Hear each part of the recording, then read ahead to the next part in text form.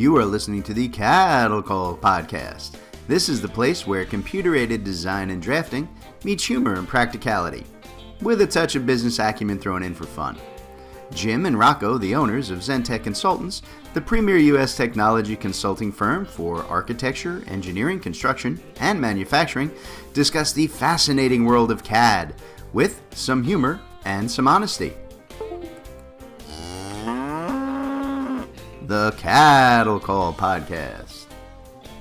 Hello, everybody, and welcome to another episode of the CADDle Call podcast with Jim and Rocco from Zentech Consultants.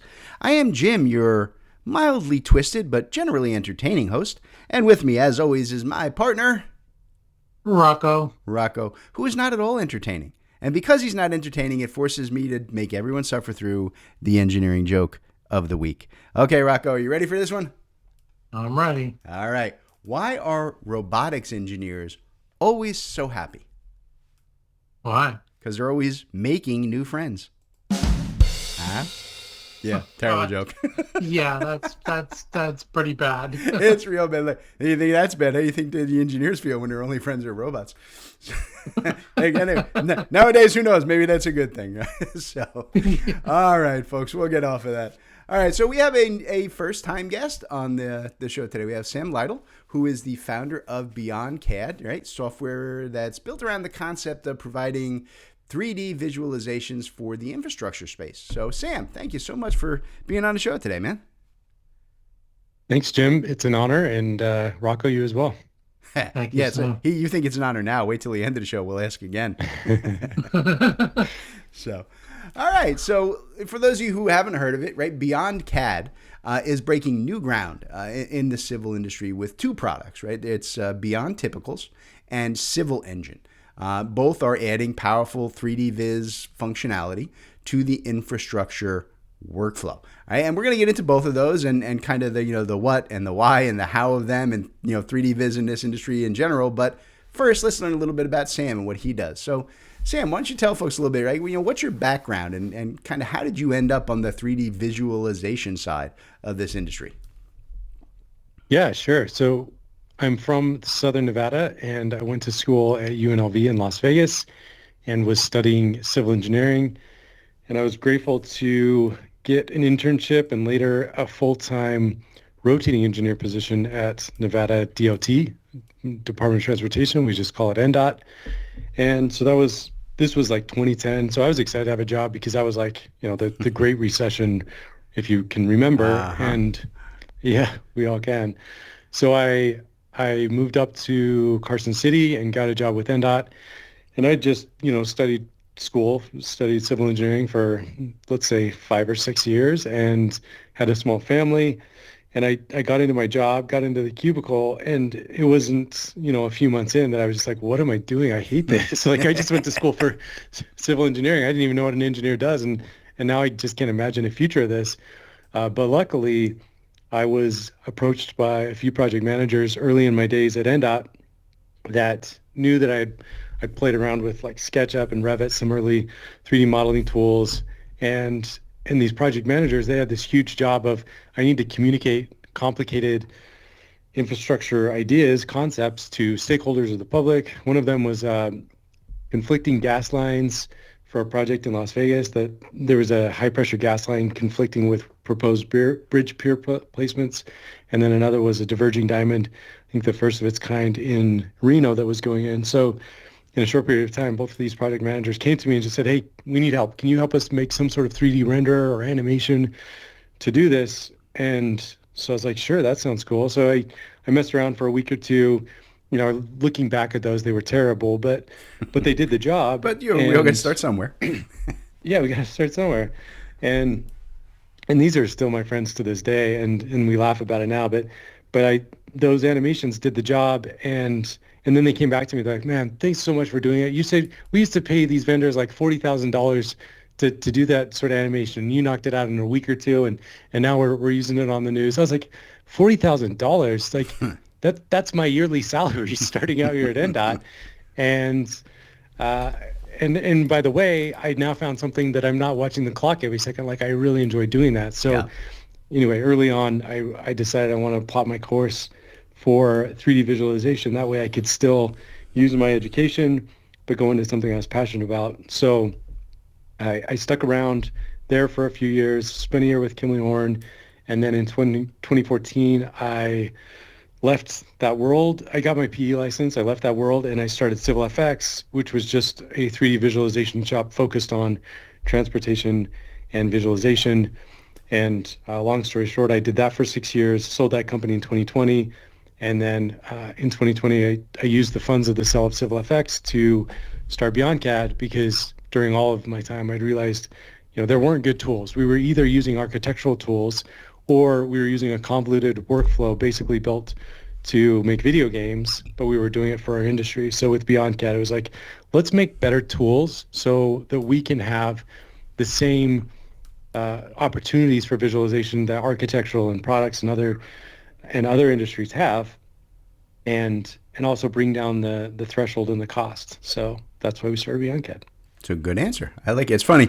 I did the same thing you did. I went to school for civil engineering, except I caught it real quick. I got into about my third year and went, I will not be working in this industry for the rest of my life. Absolutely not. Yeah. This is terrible. Yeah.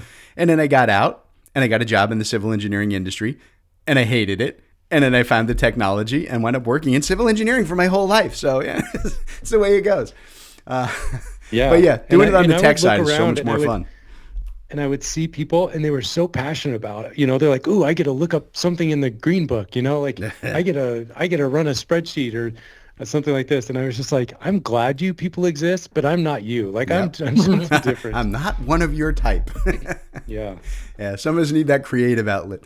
Exactly. So, all right. So look, let's get into today's topic. So, I do not doubt, right, that there are people out there who are listening who are right away skeptical of this topic, right? 3D visualization for infrastructure, right? You're thinking about, right, 3D visualization of roads, et cetera, and you're thinking, hey, man, I don't need that. My jobs run fine as is. Why should I add more tech to just complicate things? And look, that is a fair point, all right? But I want to remind everybody, right, that once upon a time, people said the exact same thing about cars and about email, right? We had carriages and we had phones, right? Why did we need those? Why are we going to complicate it? Because tech can make things better, faster, and most importantly, simpler to understand, right? Which is where I really think these 3D viz tools can bring a lot of benefits to the infrastructure world. So Sam, what about that, right? What do you say to people who think, most projects are running fine without 3D visualization, right? Why should people invest in this technology at all? Yeah, I mean, they're not wrong. Like roads have been built for a very long time, and most of them haven't needed any sort of visualization. So, and there will be a lot of roads that won't be built with visualization even moving forward. But like you said, like this stuff makes everything better. It makes the entire process better, especially if you start using these things early on, from the conceptual and alternative analysis and, stakeholders, and then eventually public meetings. Like it makes every part of the process better, the same way technology does for so many other things. Part of the limitation of why we haven't used 3D visualization on these projects historically has been because these projects are so complex. Like building a building, I'm going to oversimplify and offend our architects out there, but like, if you're building a vertical structure, a lot of times it's got straight lines. It's one level is going to be the same as the second level and the third level. There's a lot of efficiencies and simplicity that we don't get to enjoy. Like we have to integrate with the existing ground. We got to integrate with existing utilities. We've got pavement markings. We've got signs. We've got moving traffic. There's just so many different levels that it's complex. And so the threshold of, can we afford to do an expensive visualization on this project? Like it just didn't make sense to do it for anything less than $1 billion or $500 million. So that threshold has been going down based in, just in technology in general, but now with tools like the we're offering. And so as that's getting down lower and lower, like you can use it on the roundabout just down the road, or you can use it on the the ramp improvement or something like that.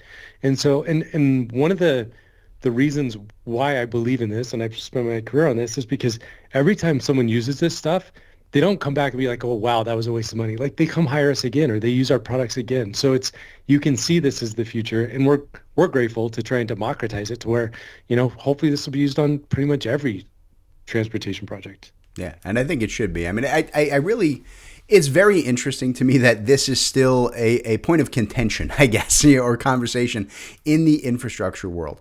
Look, when it comes to, like you were saying, right, most other industries, visualization, it's just a mainstay of what people in both, the design and the build phases of a construction project rely on. Infrastructure is still the one holdout here, right? We all seem to be okay, right? Just continuing to use the same, 2D plans and profiles, right? The way we've been doing it for hundreds of years. So Sam, what can infrastructure people, learn from architects and other industries when it comes to like CAD and 3D visualization, do you think? Yeah, well, they're 10 to 15 years ahead of us probably. So it's really easy just to look and see what were they doing 10 years ago.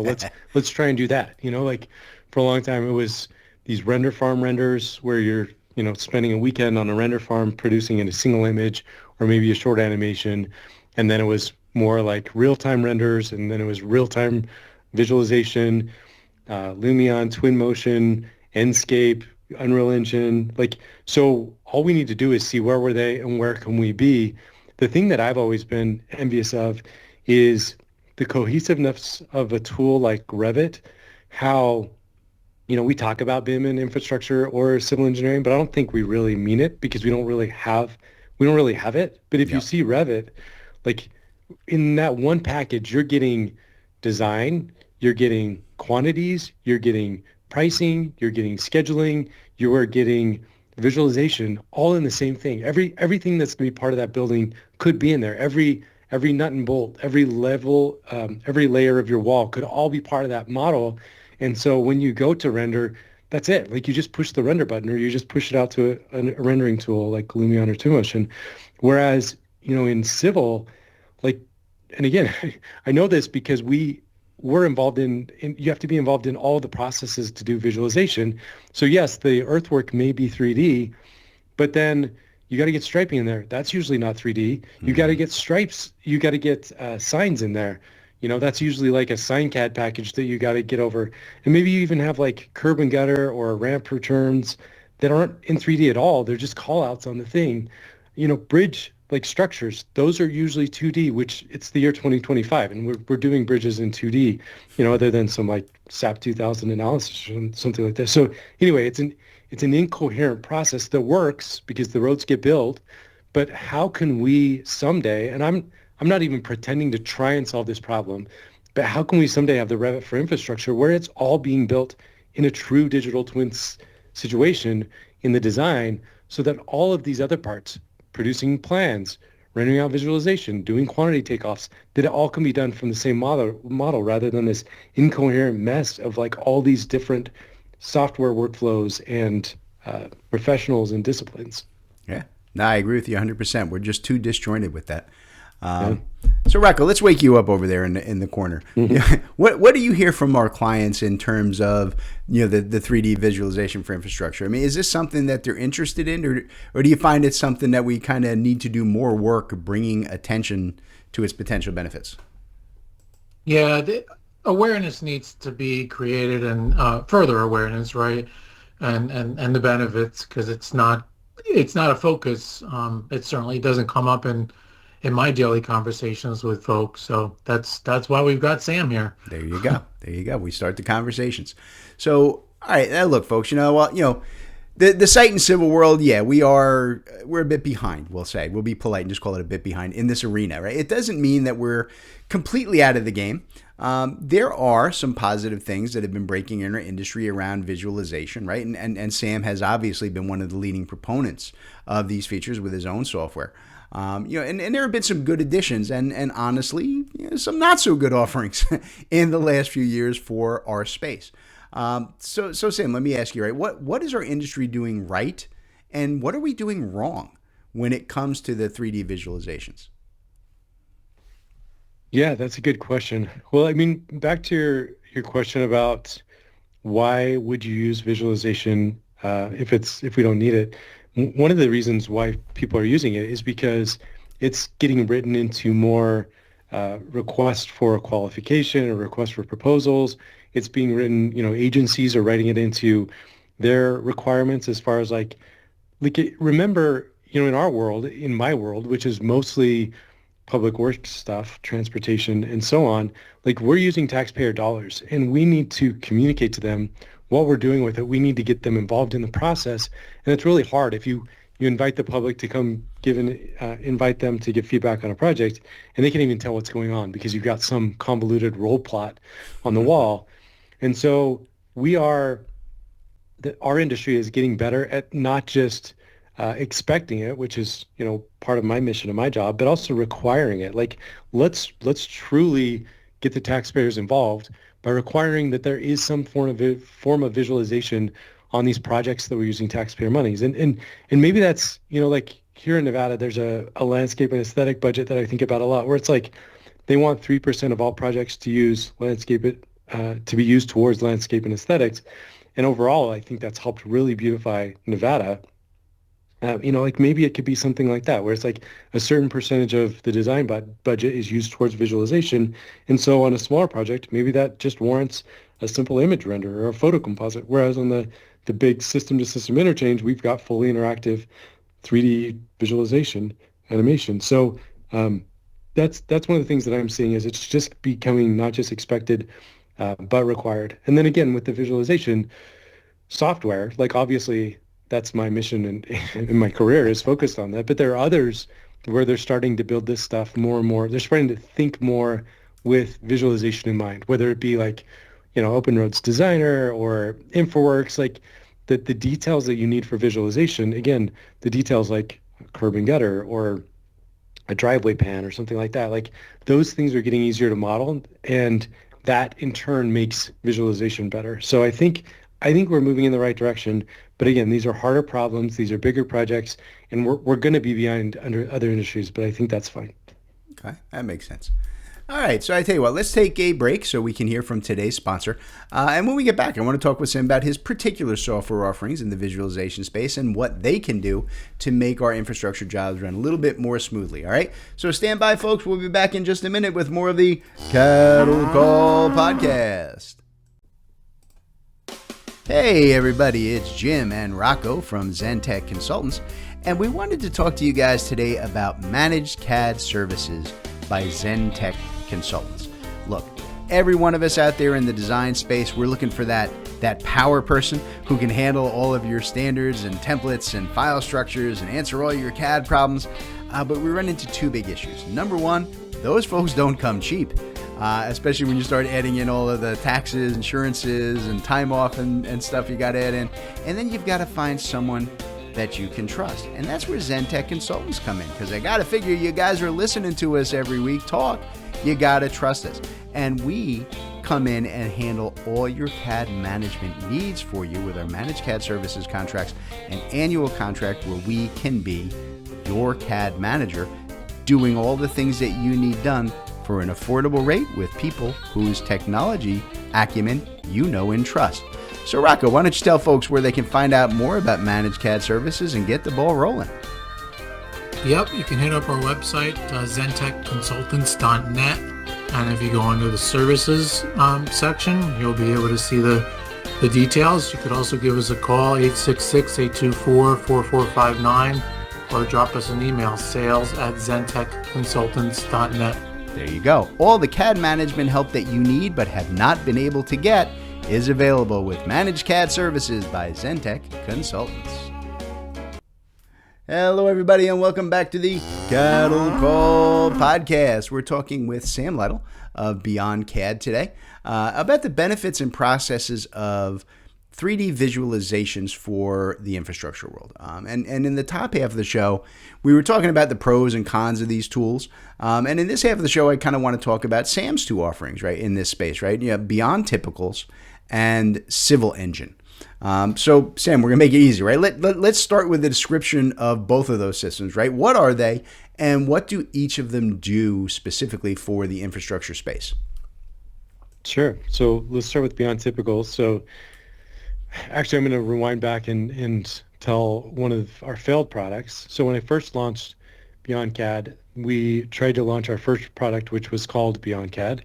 And I've seen these tools, again, in architecture for a while, Lumion, Twinmotion, Enscape, and they're just full visualization engines with all these tools and libraries built in. So it's like you get the benefits of Unreal Engine or Unity, but like without having to need to be a developer. So we launched Beyond CAD, what was that, 4 years ago. And to be honest, it wasn't that great. And one of our planned features was a 3D typical section creator, because my time at Civil FX, we would have those requests from our clients. And so I was like, let's build this as a tool where people can make their own typical section in 3D. And so as that development got further along, I was like, it doesn't make sense for this to be a feature. This should be its own standalone product. It's kind of cool. I think people will like this. So we split it off. We sold Beyond CAD, and then we started selling Beyond Typicals. And within, weeks or months, it was very clear. People were like, we get what you're doing with Beyond CAD. That's kind of cool. But Beyond Typicals, that's amazing. We're going to use this every single day. And so we kind of doubled down on the development of Beyond Typicals. Eventually, we paused Beyond CAD and pushed everything in on Beyond Typicals. And so we released it it was about 3.5 years ago. And my background is rural and roadway, but I started getting feedback from more urban planners, transportation planners. And so we started integrating some of that feedback, building those tools into it. And Beyond Typicals just got better and better and it was just able to be used by so many different industries, obviously civil engineering, but also urban planning, transportation planning, contractors, public agencies. And so that really grew in popularity. So for about 2 years, we just focused on Beyond Typicals. I had one super passionate customer, an engineer and a planner from the Midwest named Brian Schroff.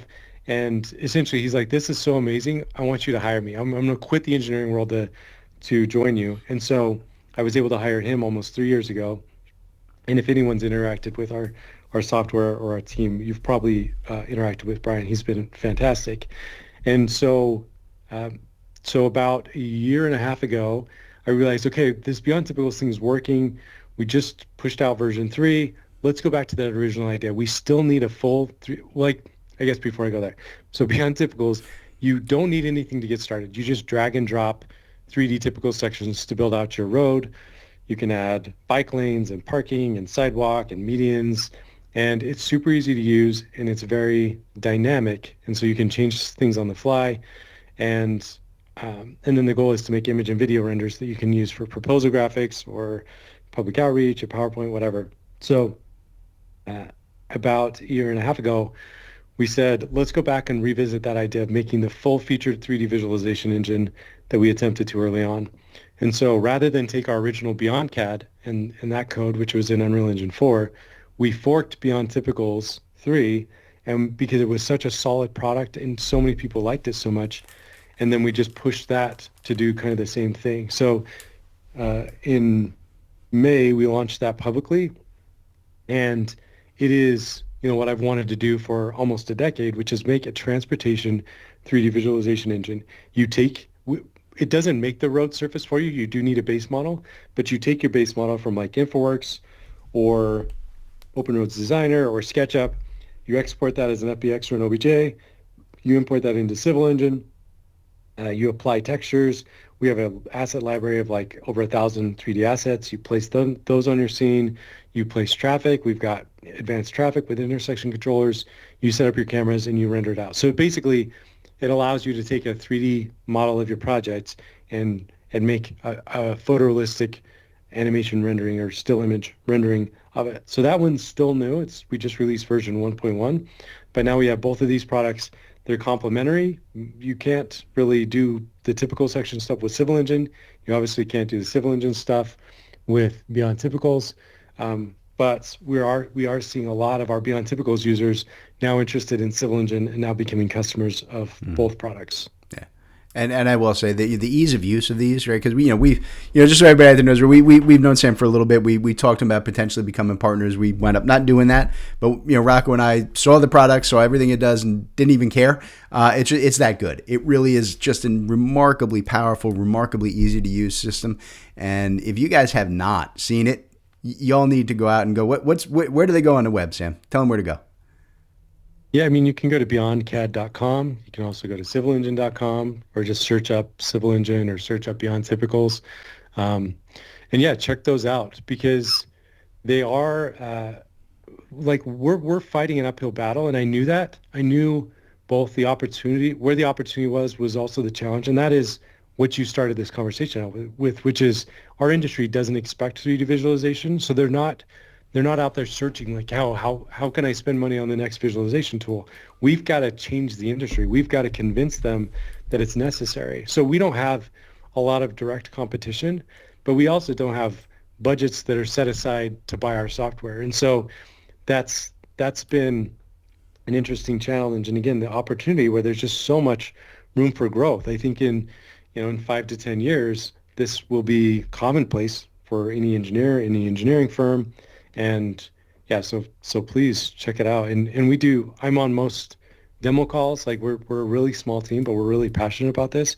And I just also want to point out too, like the part of the challenge that we're facing in the industry is there's still a gap between the level of 3D modeling you need to do for design. As I referenced before, like maybe some of the detailing is just done with callouts, but you can't do that in visualization. We need all of the detail to be done. And so most of our Civil Engine customers are those that are kind of pushing the design tools as far as they can. And it's possible, like Civil 3D, Open Roads Designer, MicroStation, like you can do that stuff. And so when they do that, they're like, wow, now we have this really good 3D model of our project. Let's take it to the next level using Civil Engine. So that's the final piece of like, I'm hoping the industry just continues to bridge that gap where someday the design will just be like such good detail that visualization is just super easy. Yeah.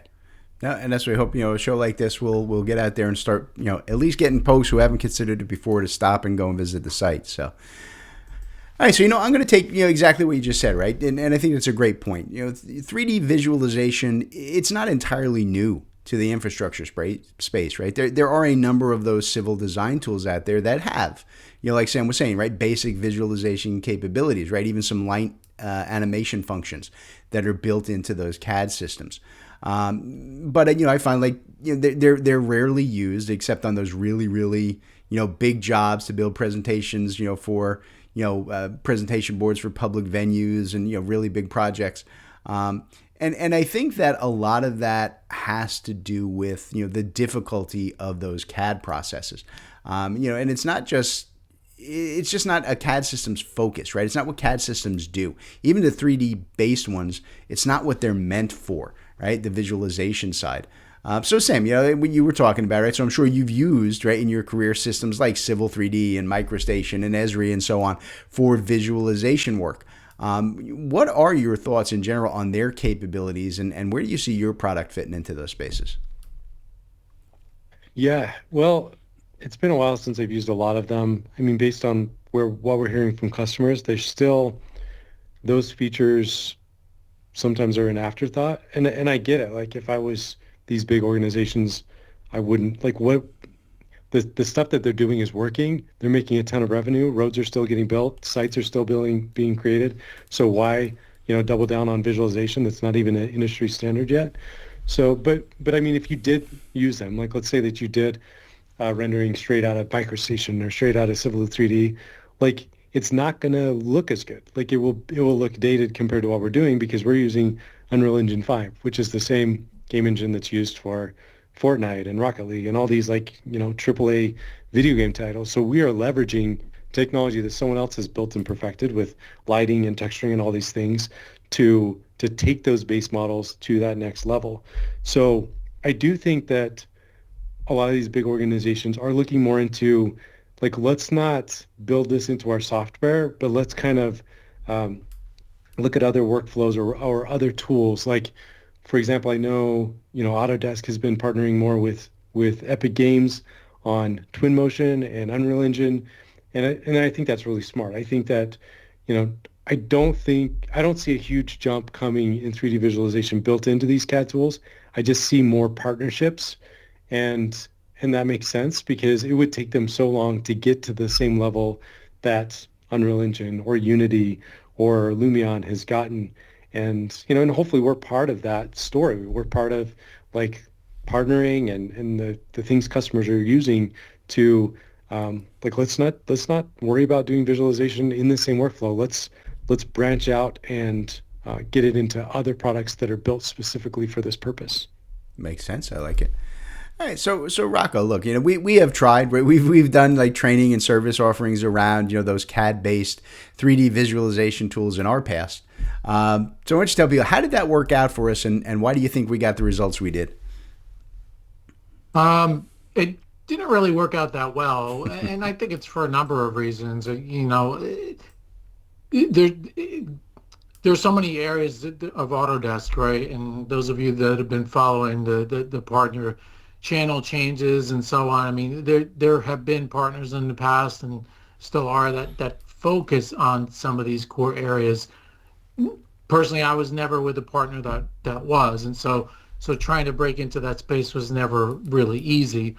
And second, I think it's there's been a lot of competition in the space, but there's also been better tools out there beyond what Autodesk was doing, and so I just feel like it wasn't a strong area for Autodesk, but it's also it wasn't a strong area for us that we focused on day to day. So that's kind of the reasons for too. Yeah. All right, so I tell you what, and I think that kind of goes to where I see the issue, or what I always saw a lot of.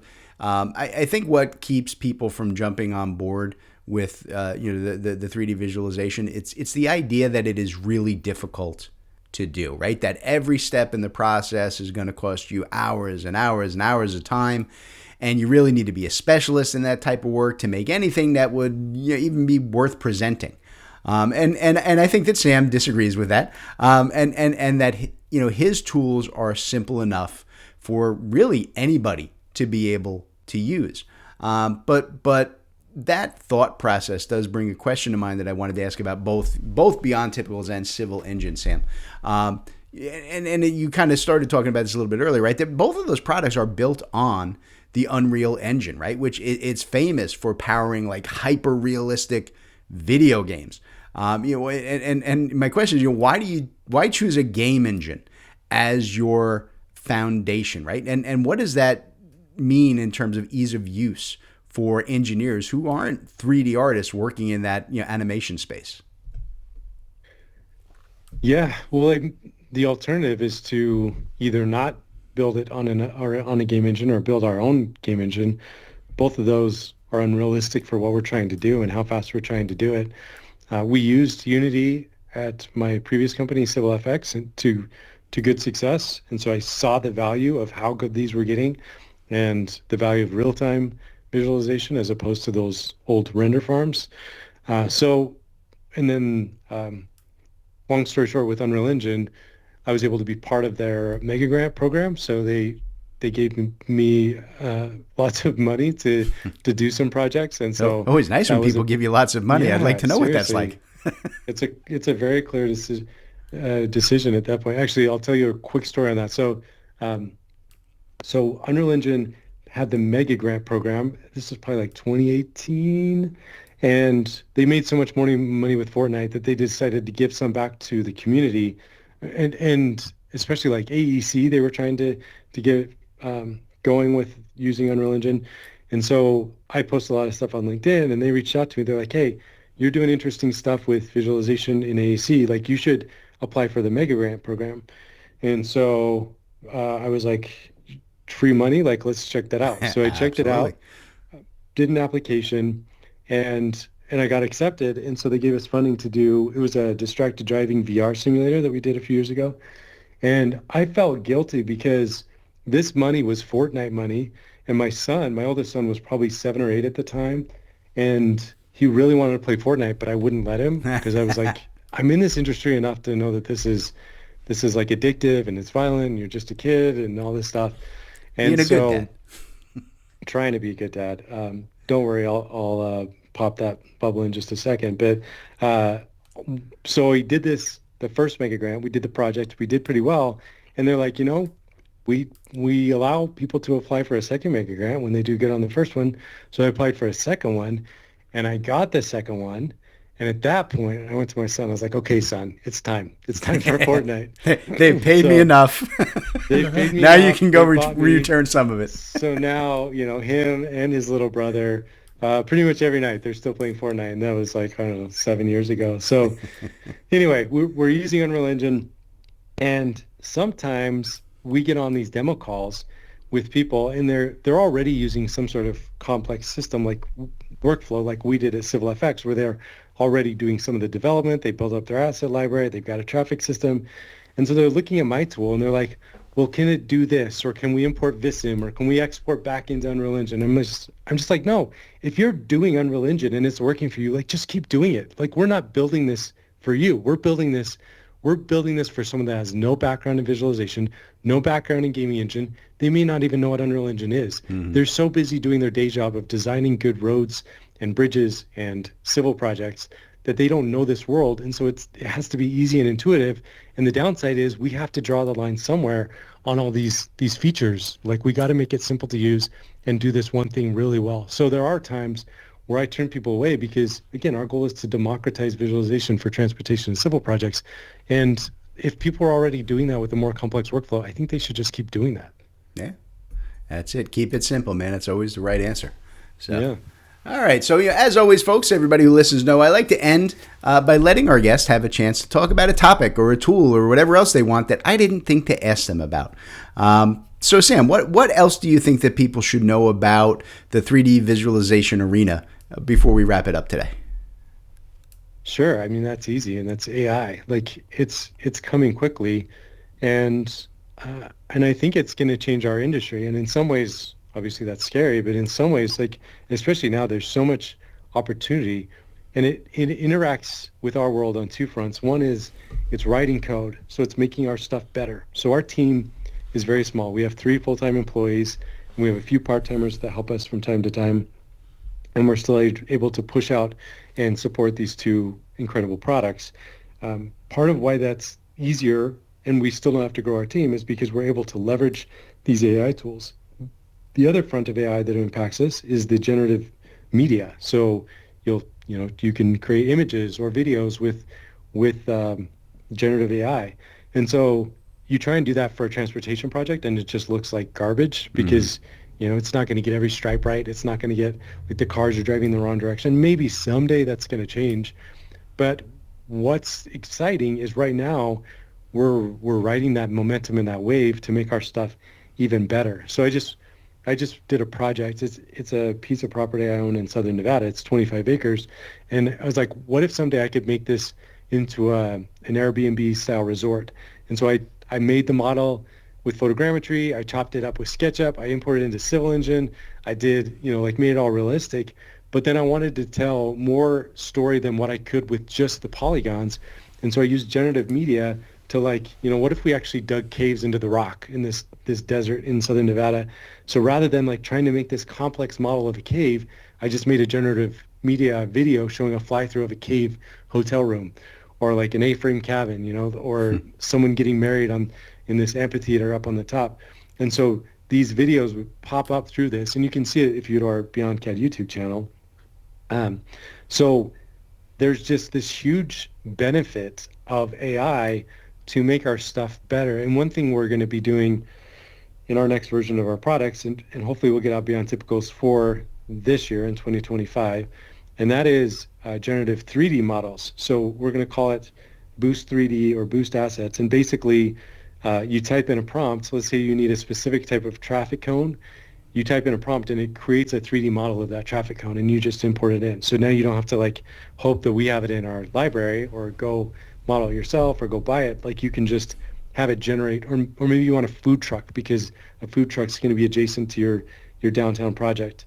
It just creates a model of that. And that technology is still new and there will be imperfections there.